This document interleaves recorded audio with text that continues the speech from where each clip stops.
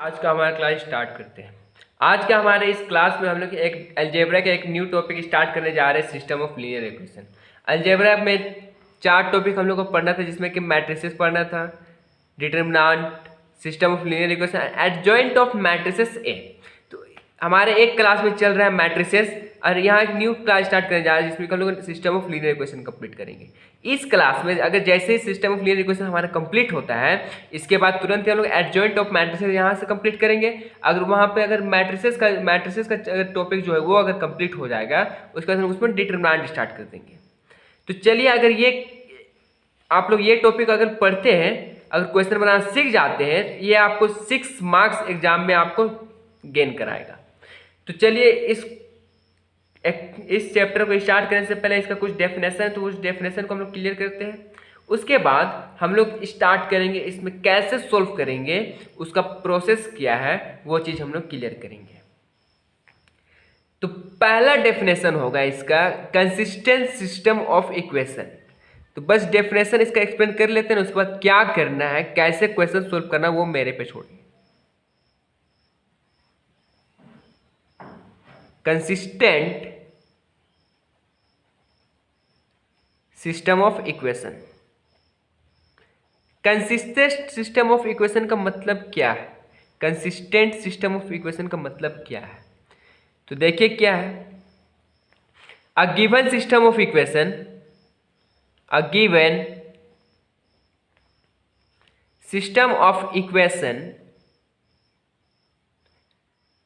A given system of equation, clear यहां तक, is said to be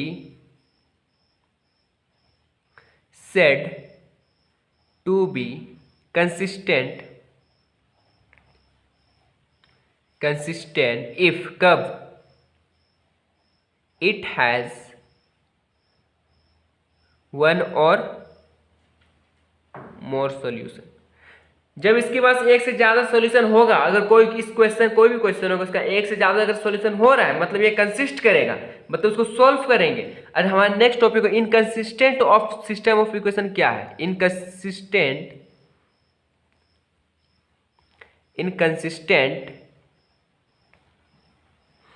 system of equation. Inconsistent system of equation क्या है? तो बात करते हैं इनकंसिस्टेंस पे।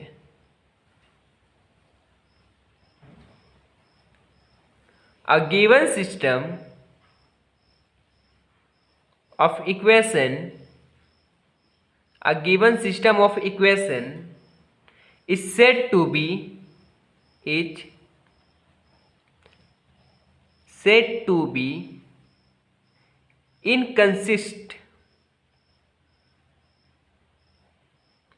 inconsistent कब? if it has no solution। तो ये सोल्यूशन का क्या बात करिए, बोलते हैं यहाँ पे कंसिस्ट करेगा, मतलब इसको ज्यादा सोल्यूशन होगा, इस पर सोल्यूशन नहीं है तो ये कंसिस्ट नहीं करेगा। तो ये क्या बोल रहा है, चलिए हम लोग इसको समझते हैं एकदम एक। इसका हम आपको क्या बोलेंगे, फॉर्मेट दे रहे, किस क्वेश्चन को कैसे सोल्व करेंगे, उसका हम पूरा फॉर्मेट ही तैयार करके आपको दे देते हैं। अगर वो फॉर्मेट आपको याद करना पड़ेगा थोड़ा सा, तो जब सोल्व करेंगे क्वेश्चन तो फॉर्मेट भी आपको याद हो जाएगा। अगर वो फॉर्मेट पे चलिएगा तो आपको 6 मार्क्स जरूर मिल जाएगा। तो चलिए, क्या है वो फॉर्मेट, उस पर बात करते हैं। तो चलिए बात करते हैं फॉर्मेट पे। तो लिख लीजिए यहाँ पे फॉर्मेट। आज हम आपको क्वेश्चन का फॉर्मेट ही दे पाएंगे, बाकी हम लोग कल से इसका क्वेश्चन सोल्व करना स्टार्ट करेंगे। इसका फॉर्मेट क्या है? फॉर्मेट इट मीन्स जब हम लोग सिस्टम ऑफ लीनियर इक्वेशन का क्वेश्चन सोल्व करेंगे, इसमें 2 टाइप का क्वेश्चन आएगा। तो पहला क्वेश्चन का आपको हम फॉर्मेट देने का कोशिश करेंगे, फिर हम बात करेंगे दूसरा क्वेश्चन का फॉर्मेट देने का। सिर्फ फॉर्मेट देंगे, इसको हम सोल्व करके शो नहीं करने वाले हैं अभी, बस फॉर्मेट का ही बात करेंगे। तो यहाँ पे एक क्वेश्चन से ही स्टार्ट करते हैं, फॉर्मेट इसमें कैसे बनेगा।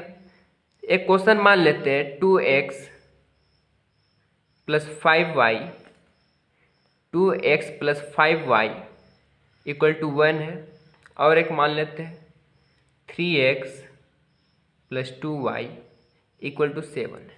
बस इसका ये मान लीजिए इक्वेशन दिया हुआ है, दो इक्वेशन, इसको हम लोग को सोल्व करना है कैसे, सिस्टम ऑफ लीनियर इक्वेशन के हेल्प से। इसका जो क्वेश्चन था यहाँ लिख भी लीजिए, क्या बोलता है ये question, solve the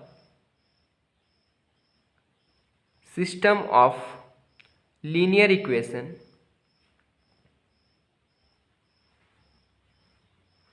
solve the system of linear equation by using matrix method। इसी टाइप का आपको क्वेश्चन मिलेगा। इसका फॉर्मेट तैयार करने से पहले इसका फॉर्मेट ठीक तैयार करना पड़ेगा, हम लोग जरूरी है फॉर्मेट। तो इसमें पहला काम, अगर इस टाइप का क्वेश्चन मिलेगा इट मीन्स दो इक्वेशन वाला, तो क्या करेंगे, सबसे पहला काम रहेगा सॉल्यूशन। क्या लिखेंगे, द गिवन इक्वेशन आर,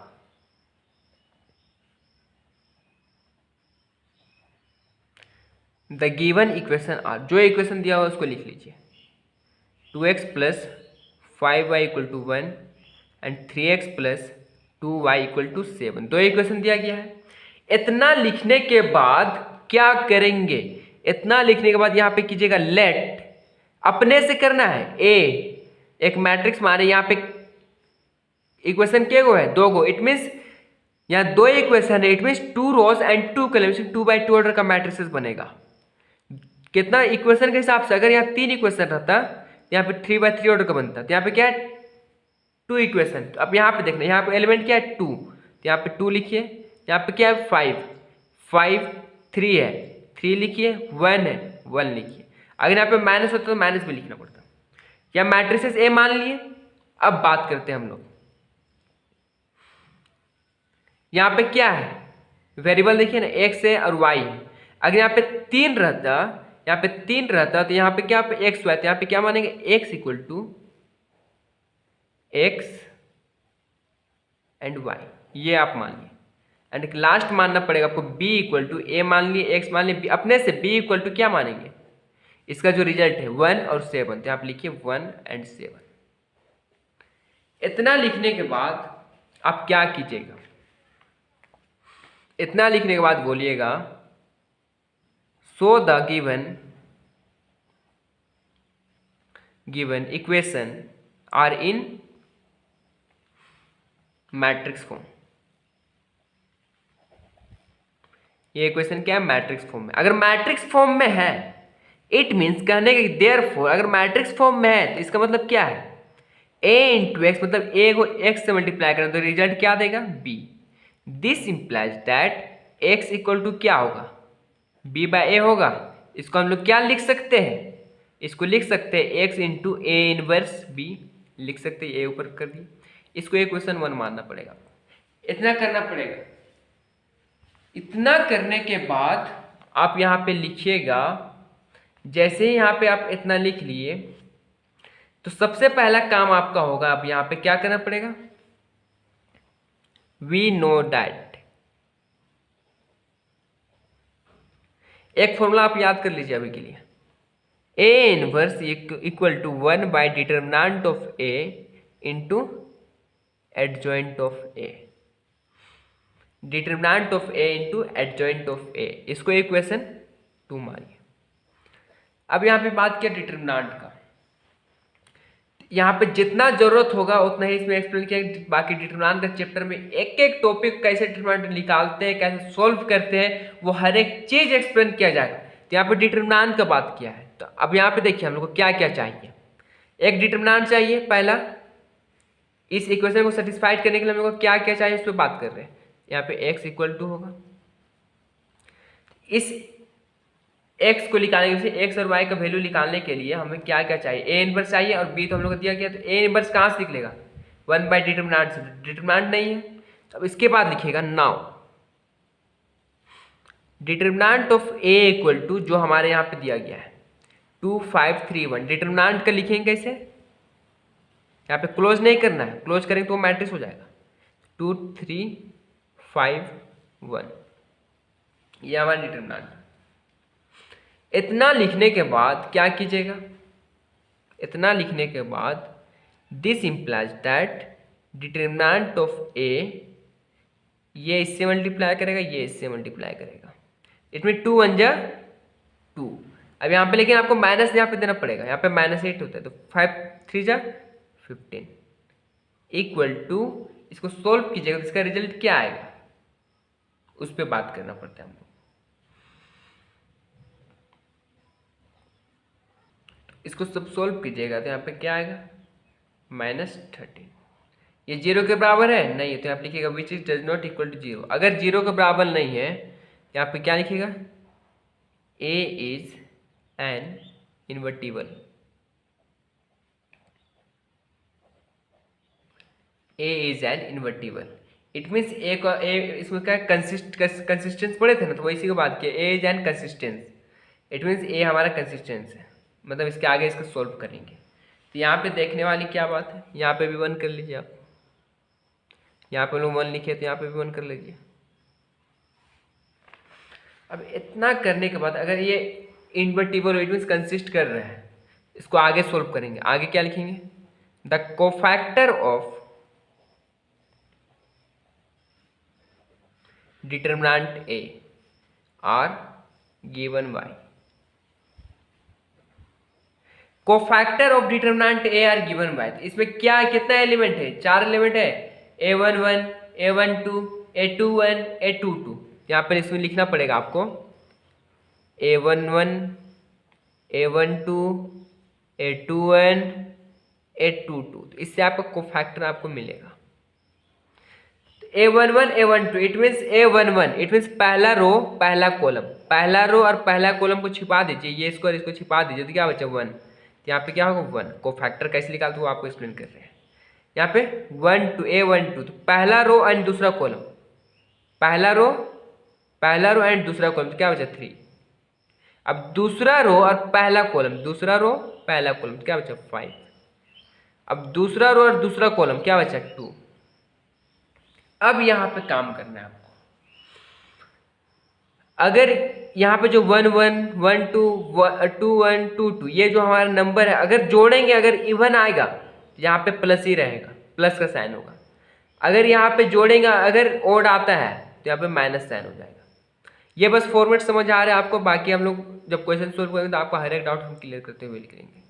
तो आप देखिए a11 है तो यहाँ पे क्या होगा, प्लस का साइन चल जाएगा। a12 इसमें ओड है, इसमें यहाँ पे 3 हो जाएगा, माइनस का साइन जाएगा। a21 ओड है, माइनस चल जाएगा। 2 2 ये पॉजिटिव हो जाएगा, ये साइन अलग से आएगा। अगर यहाँ पे मान लीजिए अगर हम लोग यहाँ पे मल्टीप्लाई करके हम लोग a12 का रिजल्ट आता है -3, और अगर यहाँ पे ओड रहता यहाँ पे माइनस आके मल्टीप्लाई करके क्या करता प्लस कर देता है। इतना निकालने के बाद अब क्या करेंगे, ये समझाना बहुत ही जरूरी है, इसलिए सोच रहे समझा ही देते हैं। इतना लिखने के बाद adjoint of A equal to क्या करेंगे, एडजॉइंट ऑफ ए जो हमारा एलिमेंट आया है a11 की जगह पे क्या है 1, a12 की जगह पे -3, a21 की जगह पे -5 और a22 की जगह पे 2 आया है। एडजॉइंट का बात यहाँ पे क्या ट्रांसपोज का साइन, ये डैश का मतलब ट्रांसपोज, इक्वल टू जो रो है वो कॉलम में कन्वर्ट, जो कॉलम है वो रो कम कन्वर्ट। इट मीन्स 1 -3 -5 2 ये हो जाएगा। अब इतना करने के बाद हम लोग को एडजॉइंट मिल गया, डिटरमिनेंट मिल गया, तो अब किसका बात करेंगे, फ्रॉम इक्वेशन 2 में जाएंगे।